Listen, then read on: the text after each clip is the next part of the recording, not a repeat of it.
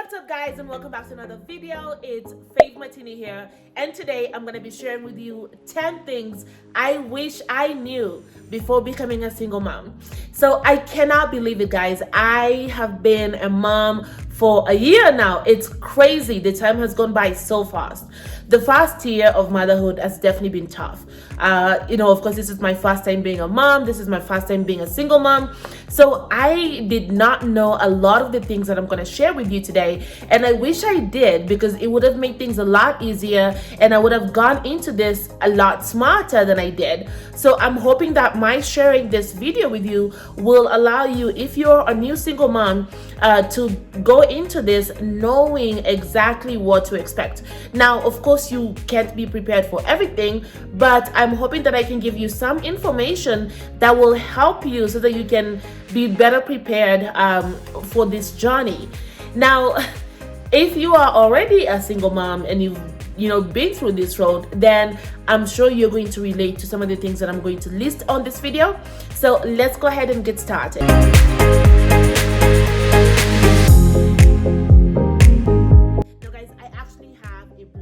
About this on my website singlemommywinning.com, so be sure to go over there and check that out as well. And then I also just created a Facebook page for single moms called Single Mommy Winning, where I want to create a community of other women who also want to win in this life despite the situation that they find themselves in. So if you are one of those women who want to win, definitely follow me on social media, on Facebook at facebook.com/singlemommywinning, and also on Instagram at instagram.com/Miss Matini. I would definitely love to connect with you. Starting off, the first thing I wish I knew was that co-parenting is hard.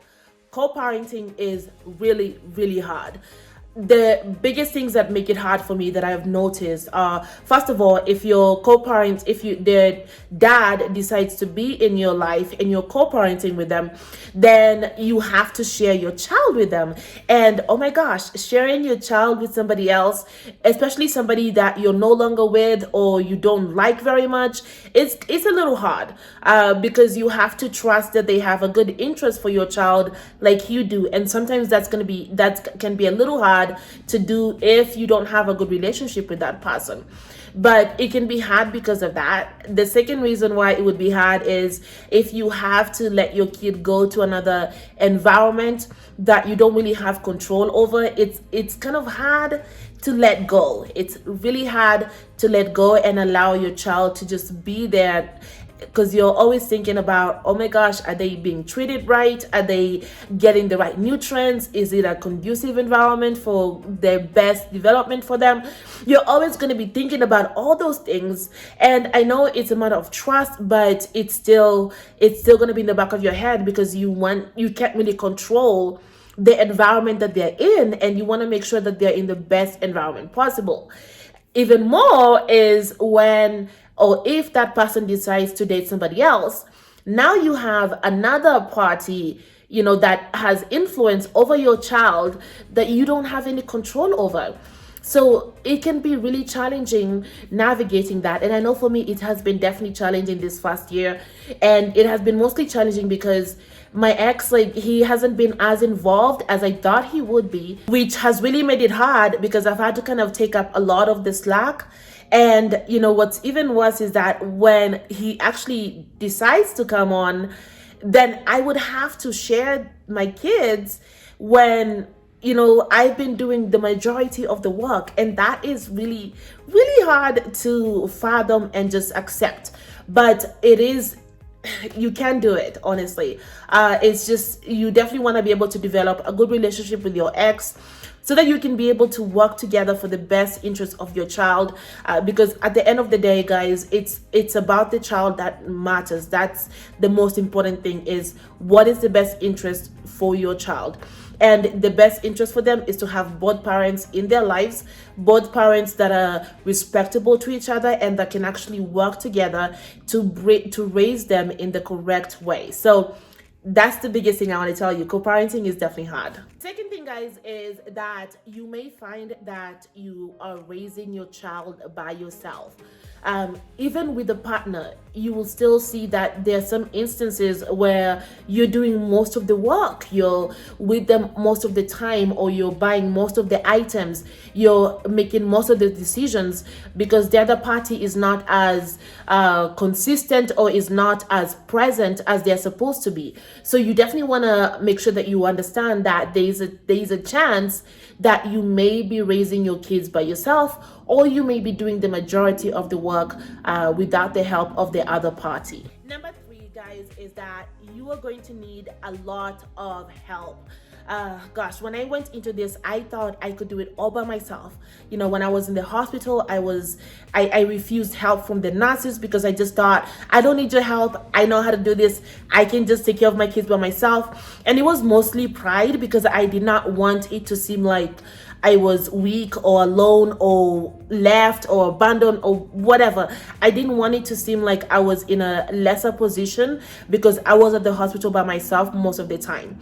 So I refused a lot of the help. And even after the delivery and coming back home, it has been a little challenging for me to accept help from others, because I always feel like I'm being an inconvenience, or, you know, I'm just taking up time from other people and not being able to repay it the way that I actually want to.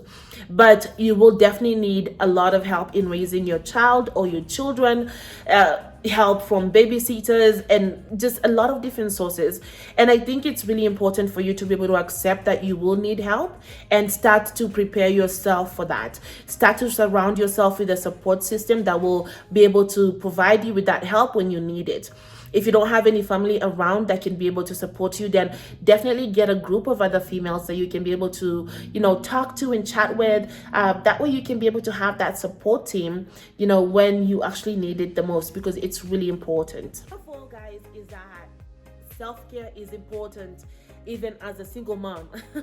You know, I used to think that taking care of yourself, looking good, all these things, that they were selfish. And as moms, it's a no-no for you to actually do it, because it would seem like you're taking a lot of time for yourself and you're not thinking about your kids. But I have learned that it's really, really important to prioritize self-care. It's important for your health. It's important for your sanity, for you to make sure that you're actually dedicating enough time each week, each day, to taking care of you, to making sure that you're good, you're solid. Because if you are not, you will not be able to take care of your children. There's really no way for you to be the best mom possible if you disregard yourself. So really, really start implementing different routines right now as you're pregnant, or as you're, you know, getting into this. Start implementing different routines for self-care. Make sure that you prioritize it, guys. Find something that you enjoy and start doing that, and be consistent with it. You know, if it's taking baths, if it's taking walks, if it's reading a book, start doing it now, and make sure that you prioritize that as you are a mom. Because if you don't, you will not be able to be the best mom possible. And I have definitely suffered from this, because there have been so many instances where I just neglected myself. I did not take care of my well-being, and I ended up just, you know, being this really angry, upset mom. And that's not the best thing that I want for my children. I want them to have a happy, healthy, you know, mom who's excited and ready to take care of them when they need to be taken care of. So make sure that you prioritize self-care. The other thing that I did not know, guys, is just how much your finances need to be on point as you're getting into, you know, being a single mom. I thought that I was going to get support for my ex. Like, I thought that he was going to be there. I thought that he was going to be, you know, helping me financially in raising our children. But that has definitely not been the case here. And it has been definitely hard because I have had to implement different strategies to bring in income. But you definitely want to make sure that you are saving enough money and not relying on child support or not relying on your ex to support you, because you just never know. They might change their mind one day. They might decide that they're not going to be there anymore. So you really need to make sure that you're solid, so that if that happens, you're not left stranded looking for ways to provide for your children. So definitely get your finances right as you're still getting into this. Make sure that you can get, if you are able to take on some extra shifts, work as much as possible, save as much as possible, work on your budget. That way you're in a good place financially. Okay, I think the last one was number 5, but number 6 is to enjoy your pregnancy. Gosh, when I found out that I was pregnant, I felt a lot of different emotions. And I actually shared this in my pregnancy video, so be sure to check that out. I'm going to link it right here. I was afraid, I was nervous, I felt shame, I was embarrassed. And because of all those feelings and emotions, I did not enjoy my pregnancy as much as I wished I would. For the beginning of it, I didn't really tell my family members. So, I lived in the same household as them, but I had to kind of keep it as a secret from them because I didn't want them to know that I was pregnant. I didn't want them to know that I was pregnant out of wedlock. So I hid my pregnancy from my family, and I hid it from my friends as well, especially my African friends, because African people, hey, we don't talk, hey. But I was so afraid of what people would say about me, that they would judge me, that they would think negatively of me, that I did not share the news with anybody. I was so worried about their opinions. And then even more, I was so concerned that I was going to be a single mom. I had the hardest time accepting this. And because of that, I really did punish myself. I chastised myself. I just felt really bad because I felt like I just had made such a big mistake. And now, I look back and I'm like, gosh, Faith, no, yes, this is not the best way that I wanted my children to come into this world. I definitely wanted them to come into this world, into a family environment. That was my goal. But they're here and I love them, and I'm so grateful for them. I wish I would have taken more. I wish I would have enjoyed my pregnancy more. I wish I would have taken more maternity photos, because I literally have like 3 or 4 appropriate photos that I can share with people. Most of the other ones I just took privately, in the bathroom, and those are never gonna see the light of day. But definitely, if you are going through your pregnancy and you feel shame, or you feel like you're making a mistake, I just want to tell you not to feel that way. Even if you don't have your family support, enjoy your pregnancy. This is it's such a beautiful time in your life. Right now I still have baby fever, guys. It's crazy. I wish I could go back and experience that again. Take more photos, just experience them in my belly one more time, take more videos of their kicks. So enjoy your pregnancy. Don't worry about anybody will think about you. Stop worrying about opinions. Stop feeling like you made a mistake. Forgive yourself if you feel like you did something wrong. Forgive yourself and move on. This is not the worst thing that could happen to you. This is the best thing that's going to happen to you. It's hard, but it's the best thing. So please enjoy your pregnancy. Number 7 is that single motherhood can be really, really lonely. When you're living alone, when you're raising your kids alone, you can feel so alone sometimes. You sometimes wish you can have somebody that you can confide in when you have tough days, and you will have tough days, and sometimes you don't have that. There's no one to share the responsibility that you have with your children. When one of them is crying or screaming or throwing a tantrum, there's nobody else for you to share that with, because you're alone, and you're living alone, and you're you don't have as much support.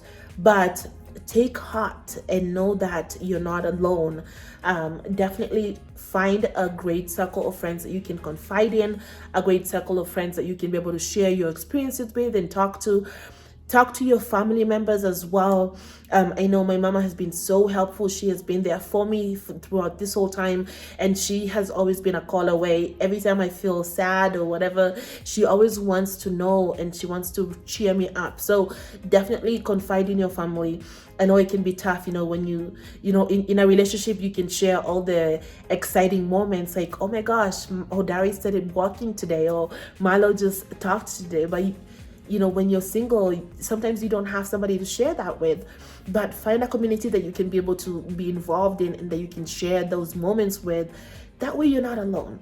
That way you're not alone.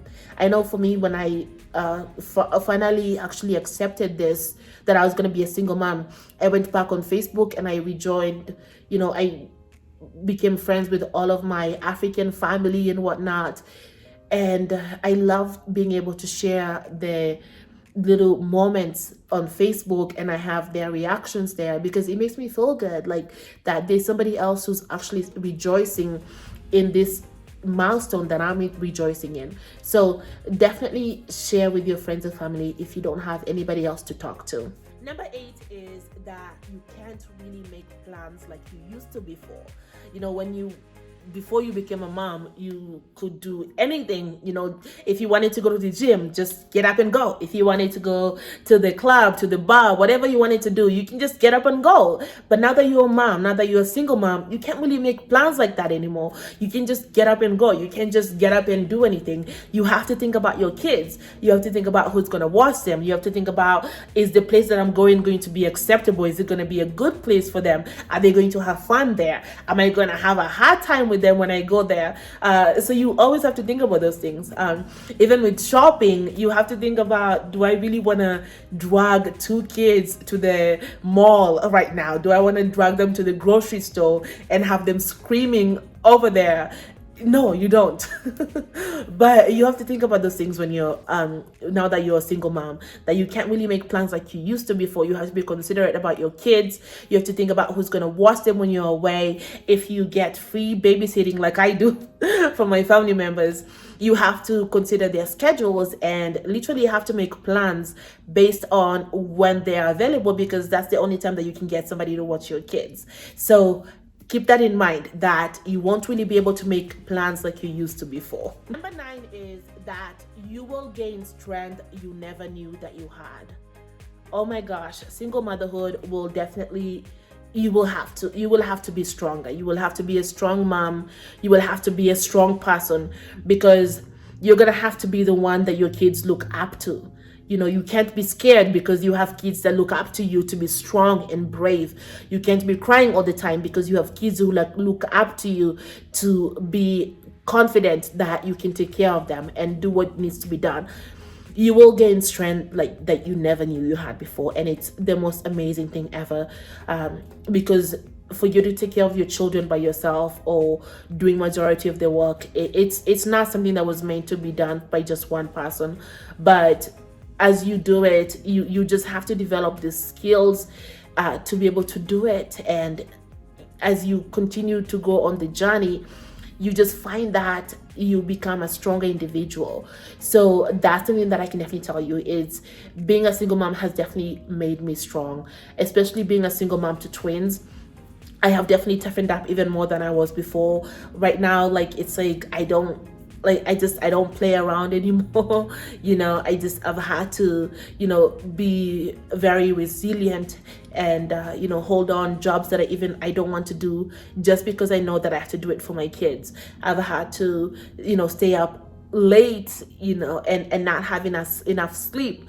I've had to do all those things and still get up the next day knowing that I still have to take care of my children. I've had to, recover from a C-section while caring for 2 boys. So all of those things have definitely built me into this woman that I love, that I'm becoming.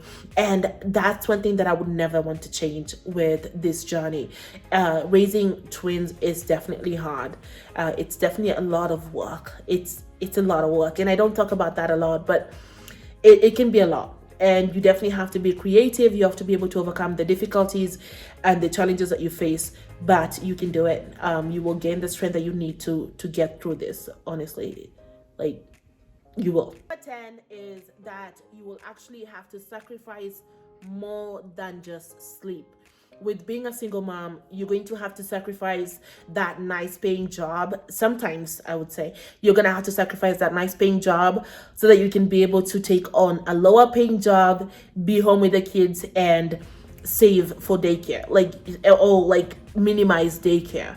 That's something that I've had to do. I had to quit my job because I could not afford daycare. It was way too expensive for me. So I had to quit it and, you know, take a lower paying job, but which allowed me to be at home with my kids and not have to worry about, you know, paying for daycare or babysitting.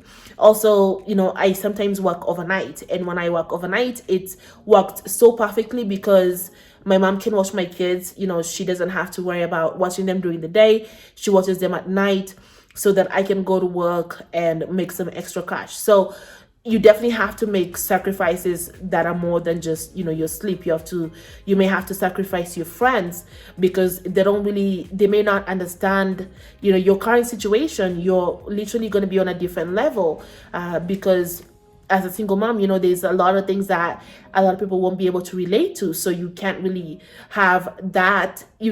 keep that same need of friends that you may have had before. But despite the sacrifices, it's all worth it. It's really all worth it. But just know that you will definitely be sacrificing a lot more than just sleep. And guys, the last thing that I want to leave you with is that you can do this. You can do this. If you were to tell me a year ago that I would be able to raise 2 kids and still make it and still be here, you know, alive talking to you, I would not have believed you, because it just seems impossible. Every single time that I go to different places, people are always like, oh my gosh, Bobby, don't get any sleep. You must be a handful. All these different comments. And I'm like, yeah, it is. It really is. I don't know how you do it. I don't know how I do it either. But through this journey, through this year, I have definitely been able to grow as a person, as a mom, as a woman. And that has allowed me to take care of my kids and do what I need to do to make sure that they're good. Because once you become a mom, you know, it's no longer about you. It's about your kids. And you definitely have to do things to make sure that they have a good life, a better life than what you had. And that definitely gives you the motivation to do things differently. So I definitely want to encourage you that you can definitely do this. It may be hard. It is hard. It is going to be hard, but you have what it takes to be the best mom possible to your children. You have what it takes to still hold that great career, to still have that nice house, to still have that nice car, despite your situation, guys. And that's what I try to, you know, put forth, is that I'm still working on it, right? But I know that we can still be the best version of ourselves despite our situation. Be sure to subscribe for more videos, guys. If you are enjoying this, we are definitely growing and I want to keep that going. So definitely be sure to subscribe and stay tuned for more videos.